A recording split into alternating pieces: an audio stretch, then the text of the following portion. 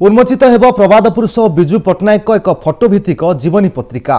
विजु सेंटेनारी तरफ विजुबाबू शतवार्षिकर शेष पर्यायर एक कार्यक्रम हाथ को नि कार्यक्रम में पूर्वतन राष्ट्रपति प्रणब मुखर्जी, बीजेपी नेता लालकृष्ण आडवाणी, सीपीआईएम मुख्य सीताराम येचुरी, पूर्वतन प्रधानमंत्री एचडी देवेगौड़ा, दुई केन्द्रमंत्री समेत विरोधी दल नेता नरसिंह मिश्र जोगदेवे।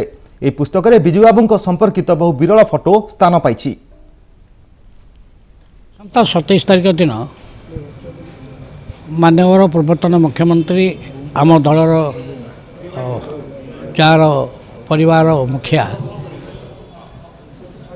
विजु पट्टनायक उपर जो बही देखाई से बहीर उद्घाटन उत्सव 27 तारिख हम से सत्य जो मान सब एसोसिएट थे भारत वर्ष विभिन्न राजनीति नेता पूर्वतन राष्ट्रपति प्रणब मुखर्जी, एल.के. आडवाणी, सीताराम येचुरी जो मान सब विभिन्न दल थे से समस्त इनभाइट कराई दल मत निर्विशेष से बही उद्घाटन हम।